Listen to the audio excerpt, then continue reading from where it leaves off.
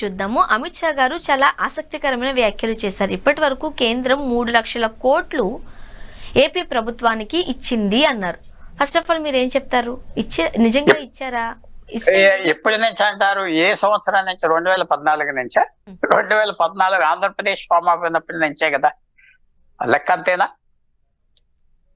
మీరు వెరిఫై చేసుకోండి. ఇచ్చుంటారు. దేనికి ఇస్తున్నారు? ఇన్ఫ్రాస్ట్రక్చర్ కి ఇస్తున్నారు. 10 సంవత్సరాల్లో ఎంత? 20-30 వేల కోట్లు. అది పెద్ద లెక్క కాదే. రోడ్లకి ఇస్తున్నారు, రైల్వే స్టేషన్స్ కి ఇస్తున్నారు, రైల్ లైన్స్ కి ఇస్తున్నారు, అంతే.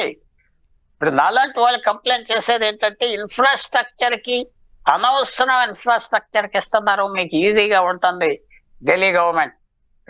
మీరు ఎప్పుడైతే ఇన్ఫ్రాస్ట్రక్చర్ కి అవసరం లేని ఇన్ఫ్రాస్ట్రక్చర్ అని చెప్తున్నా, 4 లేన్స్ ఉండే చోట 10 లేన్స్ కడుతున్నారా? 10 లేన్స్ అక్కర్లేని చోట 12 కడుతున్నారా? సో వాళ్ళు ఏం చేస్తున్నారంటే ఇప్పుడున్న ప్రభుత్వం ఈ డబ్బంతా ఇన్వెస్ట్ చేస్తున్నారు, కానీ ఉపయోగం లేదు.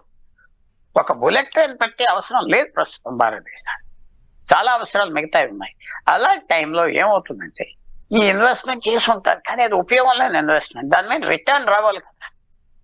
దాని మీద ఇప్పుడు మెయిన్ థింగ్, గత 3 సంవత్సరాలు ఆర్థిక వ్యవస్థ ఎంతో దెబ్బతిన్నది భారతదేశంలో. ప్రజల దగ్గర ఖర్చు లేదు డబ్బు పెడతానికి. ఎందుకు ఖర్చు లేదు? ఎక్కువ పన్నులు ఉన్నాయి.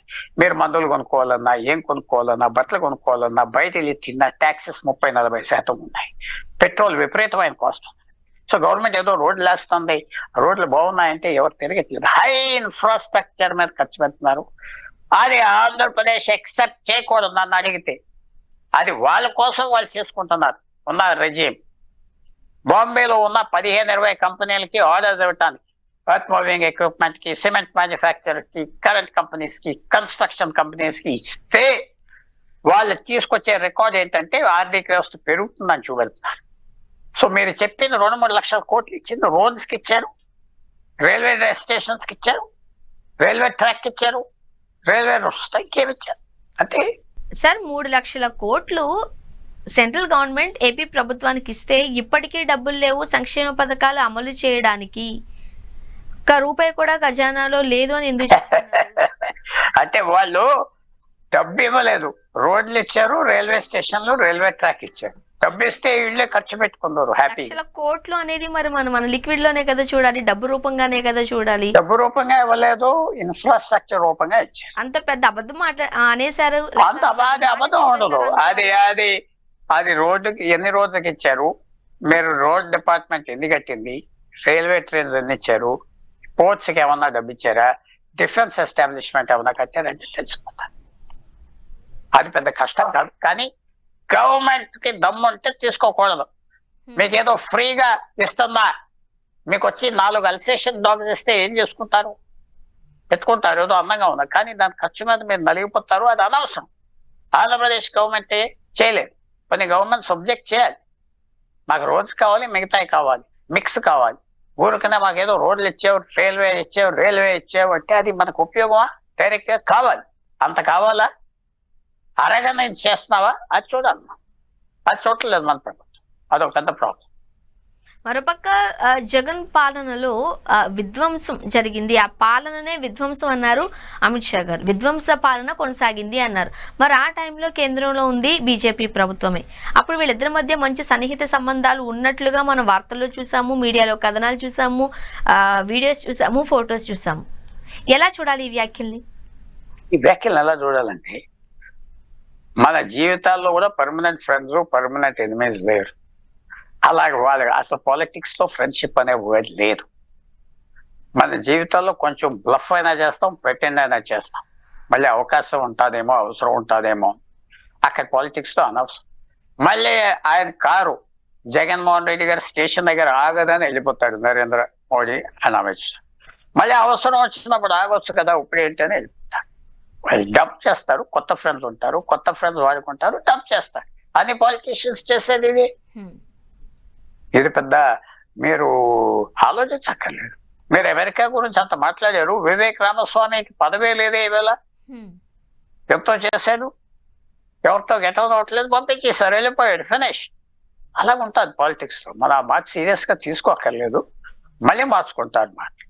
మళ్ళీ మనం అన్ని చెప్పాలంటే ఇప్పుడున్న ముఖ్యమంత్రి మీద వాళ్ళు ఏమన్నారు, అధికారంలో లేనప్పుడు అది కూడా మనకి జ్ఞాపకం వస్తాయి. అవి అంత సీరియస్ గా తీసుకోక్కర్లేదు. అనవసరమైన ఇన్ఫ్రాస్ట్రక్చర్ భారతదేశానికి ఇస్తున్నారు, అవసరం లేదు. తగ్గించాలి, పన్నులు తగ్గించాలి, తగ్గించట్లేదు. జిఎస్టీ తగ్గించాలి, తగ్గించట్లేదు. రైతులకు ఇంకా డబ్బు ఇవ్వాలి, ఇవ్వటం లేదు. రైతు భరోసాను కొంతమందికి ఇస్తారు, ఎన్నో తప్పులు చేస్తారు. అందువల్లే ఆందోళన వస్తుంది, అందువల్లే ఆర్థిక వ్యవస్థ ఫెయిల్ అవుతుంది. గత 3-4 సంవత్సరాల దేశంలో అని ఒక పెద్ద టాక్ వచ్చింది. తర్వాత అన్నిటికంటే ముఖ్యం ఆర్థిక వ్యవస్థ ఎలా రన్ అవుతాదంటే ఎక్స్పెక్టేషన్స్ మీద రన్ అవుతుంది. రేపు బాగుంటుంది, ఎల్లుండి ఇంకా బాగుంటుంది, నా ఉద్యోగం ఉంటుంది అంటే ఇంకా ఖర్చు పెడతాం. రేపు బాగోదంటే ఇంకా తగ్గించేస్తాం. ఇంకా అది ఒక సైకిల్, ఇంకా ఇంకా తగ్గి. అందువల్ల ఎక్స్పెక్టేషన్స్ లేవు భారతదేశంలో. Infrastructure wasteful expenditure. తగింది, అవసరం ఉన్నది కట్టాలి, మిగతాది ప్రజలకి ట్యాక్సెస్ తగ్గించాలి. అది చేయగలరా ఈ ప్రభుత్వం? చేయలేరని నేను అనుకుంటున్నాను. సార్, పొత్తులో భాగంగా ముఖ్యమంత్రిగా నారా చంద్రబాబు నాయుడు గారు ఉంటే ఉప ముఖ్యమంత్రిగా పవన్ కళ్యాణ్ గారు ఉన్నారు. ఆ రోజు జగన్మోహన్ రెడ్డి గారి పాలనలో సామాజిక వర్గాల పరంగా ఒక 5గురికి ఉప ముఖ్యమంత్రులు అనే ఒక శాఖను కేటాయించడం మనం చూసాం. ఇప్పుడు అదే పందాలో నారా లోకేష్ గారి పేరు కూడా తెర మీద వినిపిస్తోంది. మరికొద్ది రోజుల్లో ఉప ముఖ్యమంత్రిగా నారా లోకేష్ గారిని కూడా నియమించబోతున్నారు అని మీరేం చెప్తారు? అది పవన్ కళ్యాణ్ గారు చెప్పాలి జవాబు. ఆయన పవన్ కళ్యాణ్ గారు చెప్పాలి. ఆయన ఏమనుకుంటాడు ఆయన చెప్పాలి. మనం ఎవరు చెప్పినా వింటారా? వాళ్ళు ఉపయోగం వినరు కాబట్టి ఆయన ఏమంటాడు ఇచ్చేస్తే ఇక పవన్ కళ్యాణ్ గారికి ఆ హోదా ఏముంటుంది? అందరితో పాటు ఈక్వలే కదా ఆయన కూడా. అది మనం చెప్పక్కర్లేదు. ప్రతి ఒక్కరికి, చదువు ఉన్నవాడికి చదువు లేనివాడికి అందరికి తెలుసు. ఇది ఎందుకు ఇలా మాట్లాడుతున్నారో కొంతమందికి తెలుసు. ఎందుకు ఆప్ చేయట్లేదో ఎవరికి అర్థం అవట్లేదు. 6 నెలలు అవ్వకముందే కొలేషన్ లో ప్రాబ్లమ్స్, మ్యాన్ మేడ్ ప్రాబ్లమ్స్ వస్తున్నాయి. ఏమొస్తున్నాయి? మనుషులు చేసే ప్రాబ్లమ్స్ వస్తున్నాయి, న్యాచురల్ ప్రాబ్లమ్స్ కాదు. సో ఎంతవరకు చేస్తారు, ఎంతవరకు ఆప్ చేస్తారు, ఎలా పాడైపోతాయి మనం చెప్పలేం.